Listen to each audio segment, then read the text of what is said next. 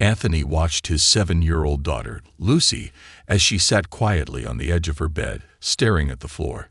She had always been a lively child, full of energy and curiosity. But lately, she had changed. The spark in her eyes had dimmed, her laughter had faded, and an unsettling silence had taken its place.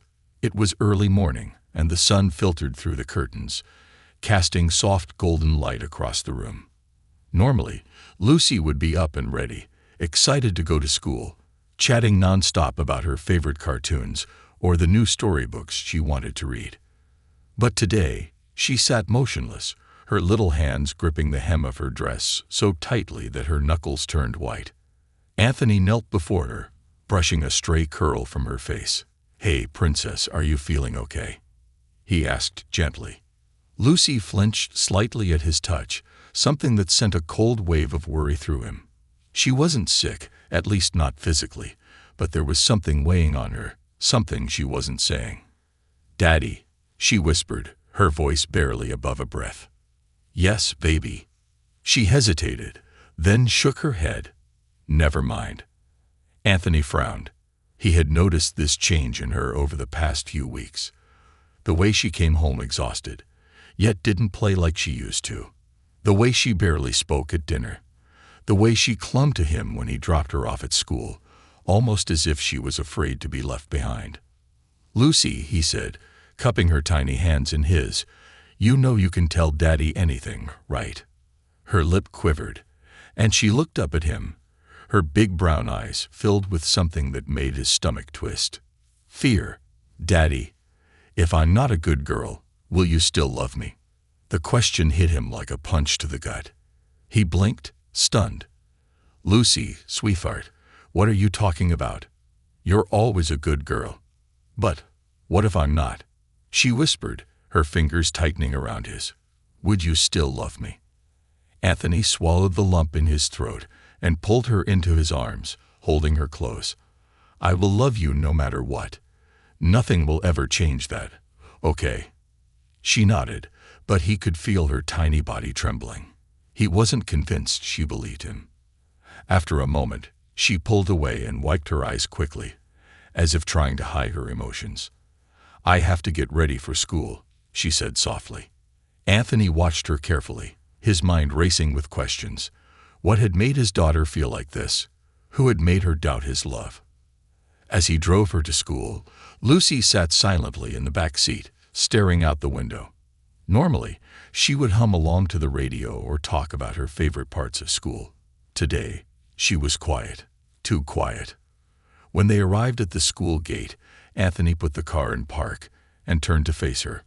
"Are you sure you don't want to tell me anything, sweetheart?" Lucy bit her lip. "I just don't want to go." That was the last thing he expected to hear. "Why not?" She hesitated, then shook her head. "I just don't."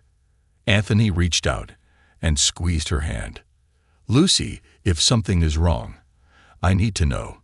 Did someone hurt you?" Her eyes darted toward the school building, and she quickly looked away. "No," she murmured. "I have to go now." Before he could say anything else, she pulled her hand away and climbed out of the car, running toward the entrance. He watched as she disappeared into the crowd of students, his heart heavy with concern. Something was wrong. He could feel it deep in his bones. That night, Anthony lay awake, staring at the ceiling. He couldn't shake the feeling that his daughter was in trouble. The way she hesitated when he asked her what was wrong, the fear in her eyes, the way she had asked if he would still love her, it didn't add up. He had to find out what was happening. Then, an idea came to him. He sat up, grabbed his phone, and searched for something he had never considered before, a discreet recording device, one small enough to hide without being noticed. Within minutes, he had placed an order for a tiny audio recorder that could be clipped into Lucy's hair. If she wouldn't tell him what was wrong, maybe this device would. And he had a terrible feeling that whatever it recorded would change everything. The next morning, Anthony held the tiny recording device in his hands, staring at it with a mixture of determination and hesitation.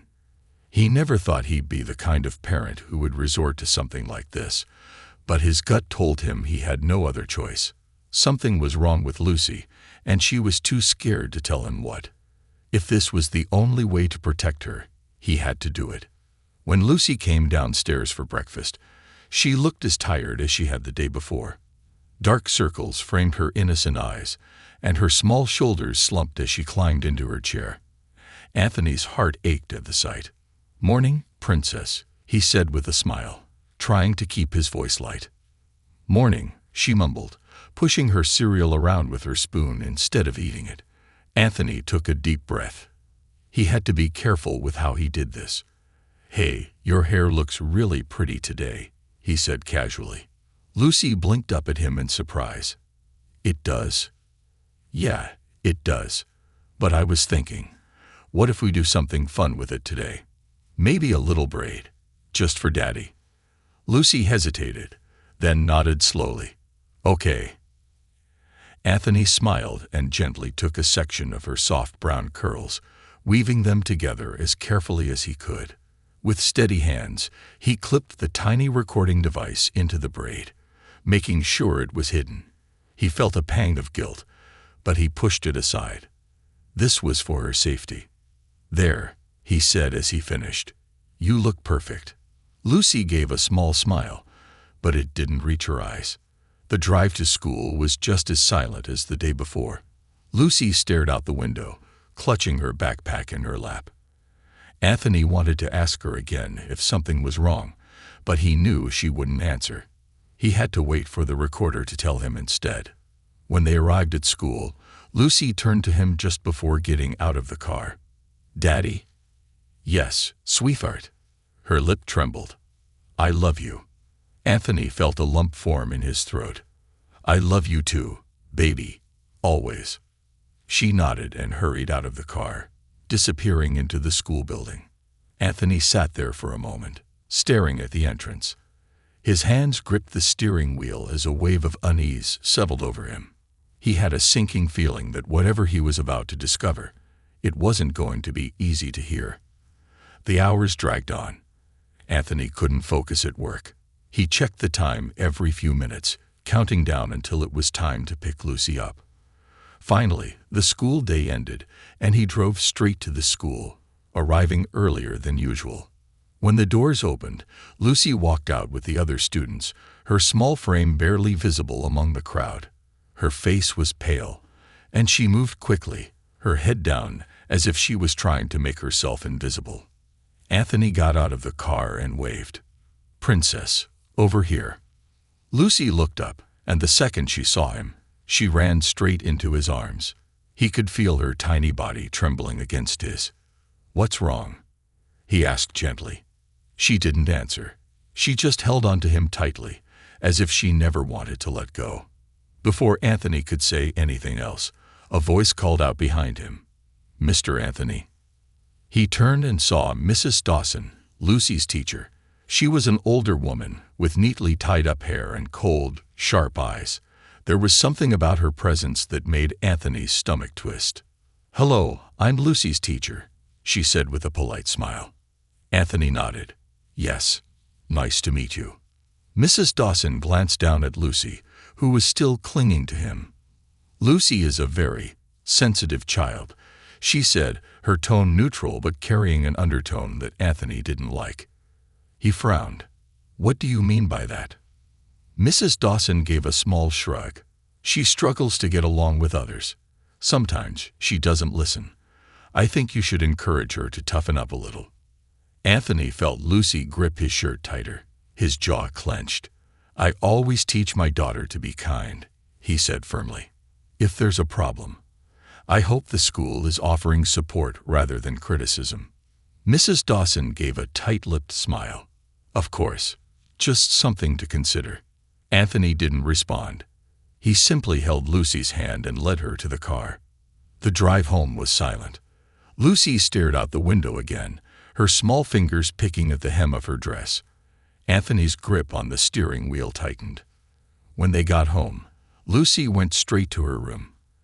Anthony gave her some time alone before knocking gently on her door. "Princess," he called softly. There was a long pause before her voice came through the door. "I'm tired, Daddy." Can I sleep? Anthony's heart clenched. Of course, baby. I love you. I love you too. He stood outside her door for a long moment before finally walking away. Once he was alone in his office, he reached into his pocket and pulled out the recording device. His hand shook slightly as he plugged it into his computer. He had no idea what he was about to hear, but deep down, he knew it wasn't going to be good. As the audio began playing, he listened to the soft rustling of Lucy's hair, the muffled sound of children talking, the shuffle of footsteps. Then he heard a voice, a sharp, cold voice. Mrs. Dawson, you think your daddy's going to save you. You think anyone will believe you. Anthony's blood ran cold. Then came Lucy's voice, small, scared, trembling. Please, I don't want to be here. Mrs. Dawson's tone turned harsh. Then stop acting like a little brat and do as you're told. A loud slap echoed through the recording. Lucy whimpered. Anthony's entire body went rigid. Then Mrs. Dawson's voice dropped lower, a whisper dripping with cruelty. If you tell anyone, Lucy, I'll make sure your daddy regrets it. Anthony shot to his feet, his breath coming in ragged gasps. His hands curled into fists, his heart pounding so hard it felt like it might burst. His little girl, his sweet, innocent little girl, was being hurt, threatened, terrified, by her own teacher. Rage surged through him like a wildfire. He had trusted the school to keep his daughter safe. Instead, the very person who was supposed to protect her was the one hurting her. Anthony's hands shook as he yanked his phone from his pocket. This wasn't going to go unanswered. Not for one more second. Anthony's breath came in heavy, uneven gasps as he stared at the computer screen. His hands trembled, his fists clenching and unclenching as his mind struggled to process what he had just heard. The words echoed in his head like a relentless drumbeat, each syllable igniting a fire deep within his chest. You think your daddy's going to save you. You think anyone will believe you. If you tell anyone, Lucy, I'll make sure your daddy regrets it. And then, the slap. That sharp, sickening sound that sent a shudder through Anthony's entire body. He had heard enough. He shot up from his chair so fast it nearly toppled over. A storm of rage and protectiveness surged through him, demanding action. His little girl had been suffering, and he hadn't even known. He had asked, he had tried, but she had been too scared to tell him. Anthony felt like he had failed her. Not anymore. He stormed down the hallway, his feet pounding against the wooden floor. His hands curled into fists as he reached Lucy's bedroom door. He hesitated for a brief second, inhaling sharply, trying to steady himself. He couldn't let her see his anger. She had already been through too much. With a deep breath, he knocked gently and pushed the door open. Lucy lay curled up in her bed, hugging her stuffed bunny close to her chest. Her small frame looked even tinier under the blankets, as if she were trying to make herself disappear. When she heard the door creak, she lifted her head slightly, her wide eyes filled with exhaustion and something else. Fear.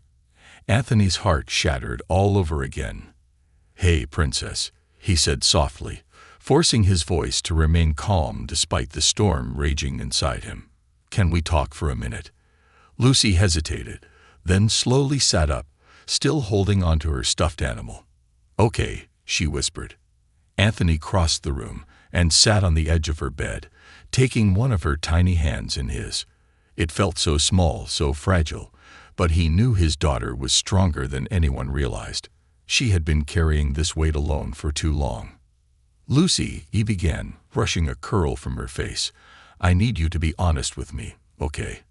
No matter what. You're not in trouble. I just need to know the truth." Lucy swallowed hard, her grip tightening around her bunny. "Oh, okay." Anthony took a deep breath.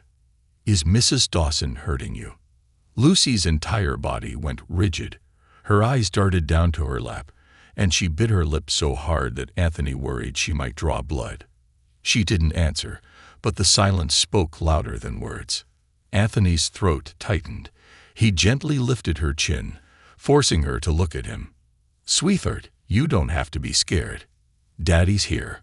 I'll protect you, no matter what." Tears welled in her big brown eyes. But she said if I told you, she'd make you go away." Anthony's stomach dropped. What? Lucy's breath hitched as the dam broke, and the tears began to fall. She said that if I told anyone, she'd make sure you got in trouble.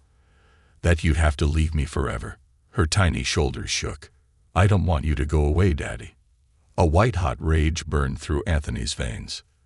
That woman, this supposed teacher, had not only physically hurt his daughter, but had manipulated her into silence with the one thing she feared most: losing him. Anthony gathered Lucy into his arms, holding her as tightly as he could without hurting her. "Listen to me, Lucy. I'm not going anywhere. No one can take me away from you. No one. Do you understand?" She sniffled against his chest. "Promise." He pulled back just enough to look her in the eyes. "I swear it. And I swear to you, she will never hurt you again." Lucy wiped at her tears with her sleeve, sniffling. "But how?" Anthony kissed the top of her head. "You don't need to worry about that, sweetheart. Just know that Daddy's got this." She nodded slowly, though he could still see the fear lingering in her eyes. After tucking her back into bed and staying with her until she drifted off to sleep, Anthony quietly left her room and returned to his office. He sat down, staring at the computer screen, fists clenched at his sides. The recording was still open, the proof of everything Mrs. Dawson had done. He played it again, his fury growing with each second. He needed a plan. He needed to make sure this woman paid for what she had done, not just to Lucy, but possibly to other children too. Grabbing his phone, he dialed the school's main office. It rang a few times before someone picked up. "Westfield Elementary, how can I help you?" "This is Anthony Callahan. I need to speak with the principal immediately." "I'm sorry, Mr. Callahan, but Principal Reynolds is in a meeting right now. Can I take a message?" Anthony clenched his jaw. "Tell him it's urgent. It's about Mrs. Dawson." There was a pause. "I'll see if I can get him." A few seconds later, a deeper voice came through the line. "Mr. Callahan, this is Principal Reynolds. What can I do for you?" Anthony's grip tightened on his phone. "We need to talk. In person. It's about my daughter. And one of your teachers." Principal Reynolds hesitated. "Is this about Mrs. Dawson?" Anthony's pulse spiked. "You already know, don't you?" The principal sighed. "I can't discuss staff matters over the phone. But if you come in tomorrow morning, we can talk." Anthony nearly saw red. "Tomorrow morning? My daughter is terrified to go back to school. She's been physically and emotionally abused, and you want me to wait until tomorrow?" Principal Reynolds cleared his throat. "Mr. Callahan, please understand." "No, you understand," Anthony snapped, his voice low and dangerous. "I have a recording. I heard what she said to my daughter. If something isn't done about this tonight, I'm going straight to the police." Silence. Then the principal exhaled sharply. "Come in. Now." Anthony grabbed his keys and stood. "I'll be there in 10 minutes." As he hung up the phone and strode toward the door, one thought burned in his mind. This wasn't just about getting justice for Lucy. This was about making sure no other child ever suffered under Mrs. Dawson's cruelty again. Anthony's grip on the steering wheel was tight as he drove toward Westfield Elementary. The streetlights cast eerie shadows against the pavement, and the hum of the tires on the road barely registered over the storm raging in his mind. Every second that passed only fueled his anger. Every breath reminded him that his daughter had been terrified for weeks, and he had been blind to it. The recording played on repeat in his head. "If you tell anyone, Lucy, I'll make sure your daddy regrets it." His jaw clenched. He had never been the kind of man to lose his temper easily, but right now, all he could think about was confronting the woman who had made his little girl afraid to go to school, afraid to speak, afraid to trust. When he pulled into the school parking lot, the building was almost empty. Only a few scattered lights remained on inside, casting a dim glow through the windows. He parked near the front entrance, killed the engine, and stepped out. His footsteps were heavy as he made his way inside, his pulse hammering in his ears. The moment he stepped into the main office, he spotted Principal Reynolds waiting for him. The man looked uncomfortable, shifting in his seat behind his desk. He was an older gentleman, with thinning gray hair and wire-rimmed glasses that perched low on his nose. He gestured toward the chair across from him. "Mr. Callahan, please, sit." Anthony remained standing. "I'd rather get straight to the point." The principal sighed. "I understand you're upset." Anthony let out a bitter laugh. "Upset? My daughter has been abused by someone under your watch, and you think I'm just upset?" Reynolds adjusted his glasses. "I take allegations against my staff very seriously. But if we're going to discuss something of this nature, we need to handle it appropriately." Anthony pulled his phone from his pocket, tapped the screen, and played the recording. The moment Mrs. Dawson's voice filled the room, the principal's expression darkened.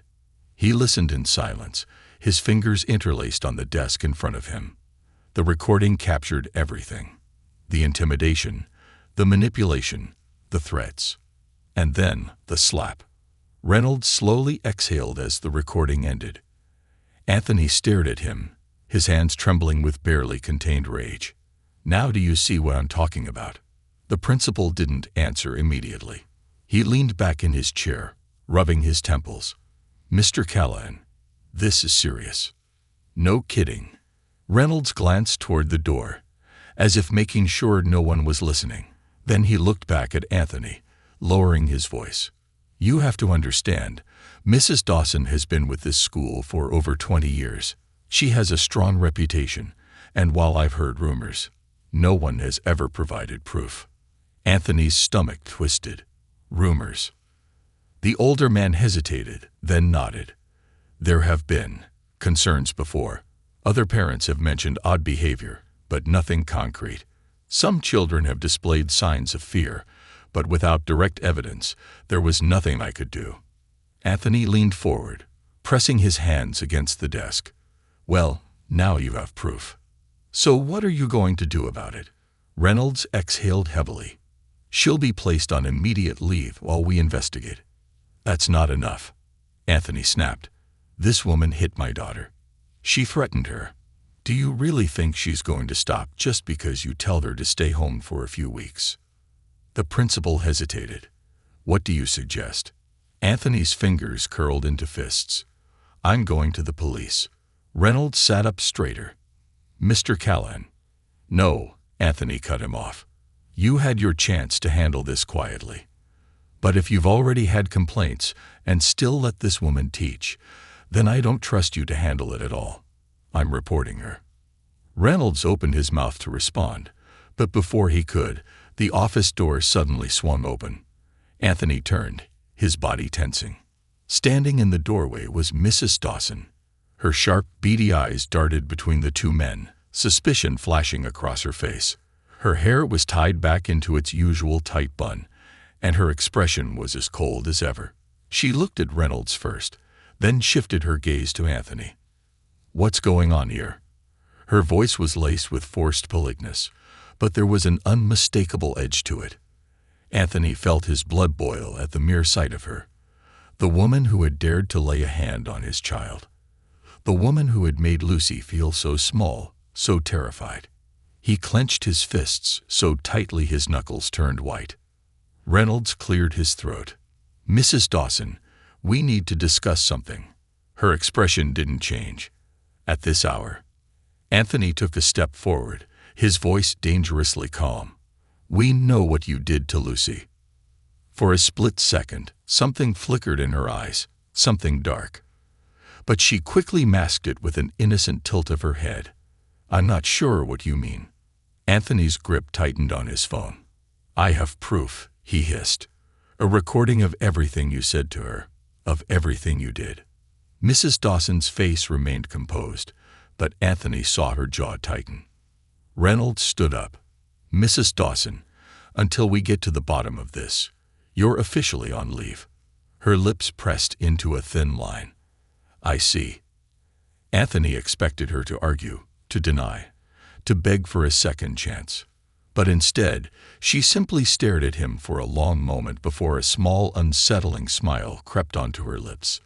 "Mr. Callahan," she said smoothly, her voice almost sickeningly sweet, "you're making a very big mistake." Anthony stiffened. "Is that a threat?" She tilted her head, her smile never fading. "Just a warning. You should be very careful about what you say, and who you accuse." A chill ran down Anthony's spine, but he refused to let her intimidate him. "Get out of this building," he growled, "and stay the hell away from my daughter." She held his gaze for a long, tense moment. Then, without another word, she turned on her heel and walked out of the office. The silence she left behind was suffocating. Reynolds let out a breath. "This is going to be a mess." "I don't care," Anthony said through gritted teeth. "She's not getting away with this." The principal hesitated, then gave a small nod. "Do what you have to do." Anthony didn't need to be told twice. He turned and marched out of the office, his heart pounding. Mrs. Dawson might have thought she could scare him. She had no idea who she was dealing with, and she had no idea what was coming next. Anthony barely slept that night. Every time he closed his eyes, he saw Lucy's tear-streaked face, heard her tiny voice whispering, "Daddy, I'm scared."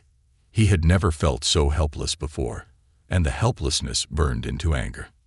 By dawn, he was already making calls. He contacted the police first, reporting Mrs. Dawson's abuse and submitting the recording as evidence. They assured him they'd investigate, but Anthony wasn't going to sit around and wait. He needed to do more. He needed to know if Lucy was the only child suffering under Mrs. Dawson's cruelty, or if there were others. His gut told him there were. After dropping Lucy off at his mother's house, he drove back to the school. It was early, but the building was already buzzing with students and teachers preparing for the day. He wasn't supposed to be there, but he didn't care. He walked straight to the front office, where a young receptionist blinked up at him in surprise. "Mr. Callahan," she said hesitantly, "can I help you?" "I need to talk to some parents," he said. Her brow furrowed. "Parents?" "Yes." He leaned forward. "Anyone whose child had Mrs. Dawson as a teacher before Lucy." The receptionist hesitated. "That's unusual." "I don't care." His voice was firm. "Just tell me where I can find them." She looked uncertain, but after a moment, she sighed. "There's a PTA meeting in the cafeteria right now. Some of the parents might have had children in her class before." That was all he needed to hear. He strode out of the office and down the hall toward the cafeteria. The voices of chattering parents and teachers filled the air, but he barely registered them. His focus was on one thing: getting answers. The moment he stepped inside, conversations quieted. Heads turned toward him. He recognized a few parents, people he had seen in passing at drop-offs and school events, but he didn't waste time on introductions. "Excuse me," he said, his voice carrying across the room. "My name is Anthony Callahan. My daughter, Lucy, was in Mrs. Dawson's class." A few murmurs rippled through the crowd. Anthony took a deep breath. "I need to know if any of your kids had her before, and if they ever showed signs of being afraid." Silence. Some parents exchanged uneasy glances. Others shifted in their seats.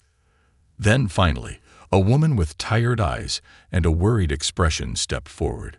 "My son, Mason, had her last year," she said hesitantly. Anthony turned to her. "Did he ever say anything?" She swallowed. Not exactly. But he started having nightmares. He'd wake up crying, begging not to go to school." Anthony's stomach twisted. "Did you ask him why?" She nodded. He just kept saying, "She's mean, Mommy. She's really mean." Another mother stood up. "My daughter, too," she said. "She was always scared, but she wouldn't tell me why." Then another parent, and another. Within minutes, a pattern became painfully clear. Mrs. Dawson had a history of scaring children, of making them feel small and powerless. Some of the kids had started wetting the bed. Others had withdrawn completely, their personalities shifting. But because none of them had come forward with solid accusations, their parents had assumed it was just a phase. Anthony's blood boiled. "She's been doing this for years," he muttered. A father with broad shoulders and a serious expression stepped forward. "Do you have proof?" Anthony pulled out his phone. "I do now." He played the recording for the entire room. By the time it ended, there wasn't a single person who wasn't horrified. The mother of the boy, Mason, covered her mouth. She hit your daughter." Anthony nodded grimly. The room erupted. Parents were outraged, furious that they had trusted the school to protect their children, only to learn that this woman had been harming them instead. "We need to do something," someone said. Anthony's jaw tightened. "We are. I've already reported her to the police. But I need all of you to come forward. We have to make sure she never teaches again."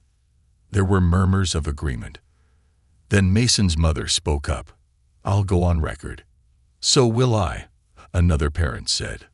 One by one, hands went up. Anthony exhaled. This was it. This was how they stopped her. But just as he was about to thank them, the cafeteria doors slammed open. Mrs. Dawson stood in the doorway. The room fell into stunned silence.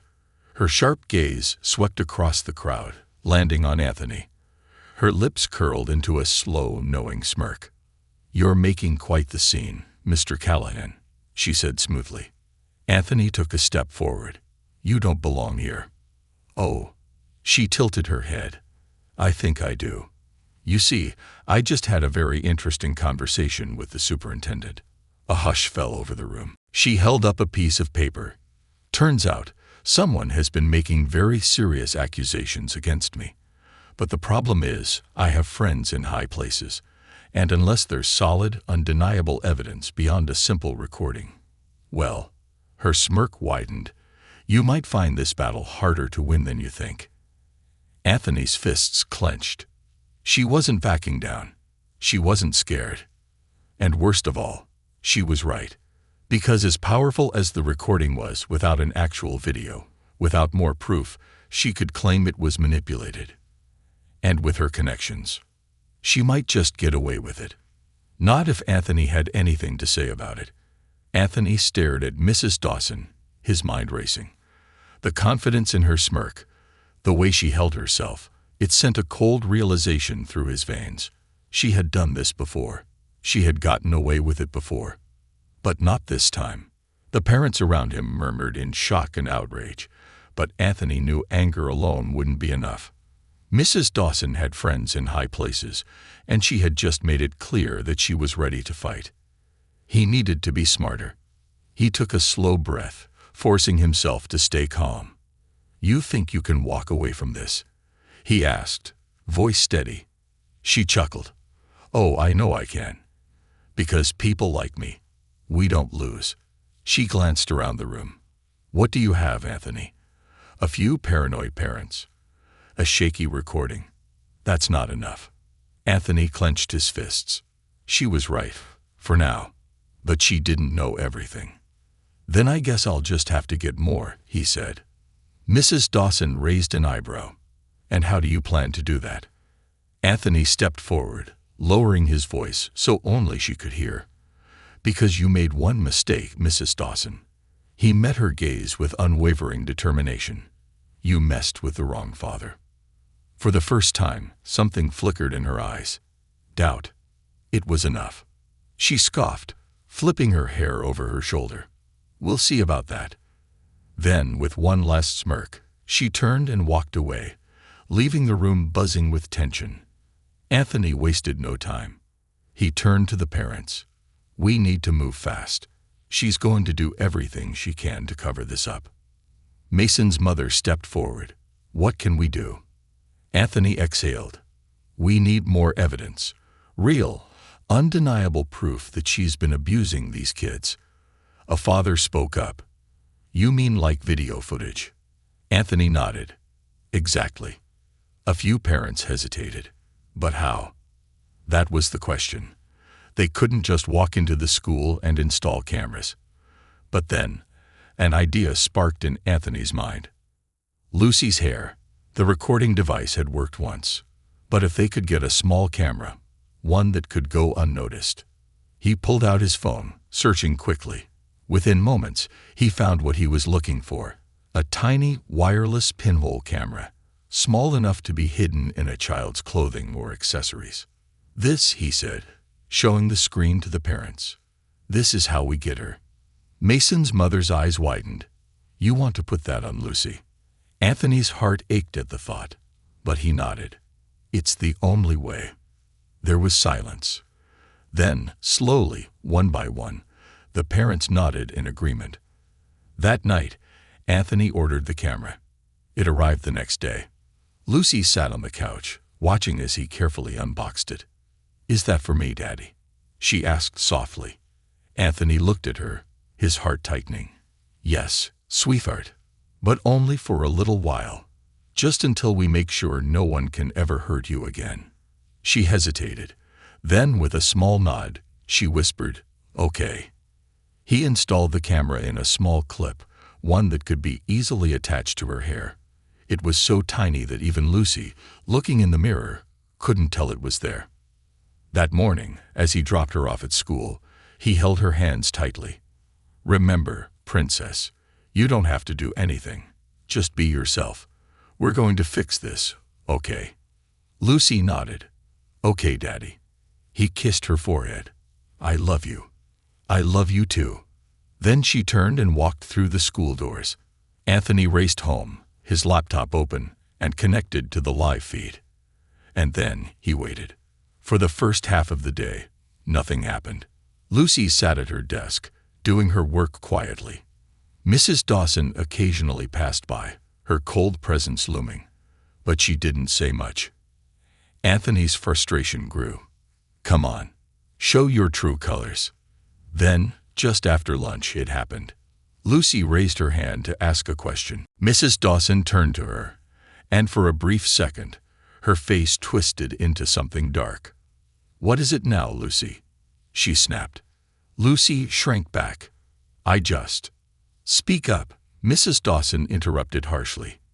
Anthony gritted his teeth. Lucy hesitated, then softly asked her question. Mrs. Dawson scoffed. "You're so slow, Lucy. Maybe if you actually listened for once, you wouldn't embarrass yourself." The entire class went silent. Some kids glanced at Lucy, but no one said a word. Lucy lowered her head. Mrs. Dawson smirked. "That's what I thought." Anthony's hands curled into fists. "You're done." But it wasn't over. Just before the end of the day, Mrs. Dawson walked behind Lucy's desk and, without warning, yanked her ponytail. Lucy gasped, her head jerking back. Mrs. Dawson leaned down, whispering, "Tell your daddy whatever you want. No one will believe you." Anthony's vision turned red. She had no idea she had just incriminated herself. He didn't waste a second. He grabbed his phone and dialed the police. "This is Anthony Callahan. I have undeniable video evidence of child abuse happening right now at Maplewood Elementary. I need officers here immediately." Within minutes, squad cars were racing toward the school. By the time the final bell rang, Anthony was already there, standing by the entrance as Mrs. Dawson strutted out of the building. She froze when she saw him. Her smirk returned. "What, back for round 2?" Anthony smiled. "Not exactly." Red and blue lights flashed behind him. Mrs. Dawson's face paled. And then she turned, only to find 2 officers approaching. "Mrs. Dawson," one said. She swallowed. "Yes. We have a warrant for your arrest." The color drained from her face. "Wait. What?" Anthony crossed his arms. "Turns out, I do have solid evidence." Mrs. Dawson spun to face him, panic finally seeping into her expression. "You. Save it," one officer said, pulling out handcuffs. "You have the right to remain silent." Mrs. Dawson struggled, her composure shattering. "You don't understand. I have connections." The officer ignored her. Anthony watched as they led her away. For the first time in days, he felt a weight lift off his chest. Lucy was safe, and Mrs. Dawson, she would never hurt another child again.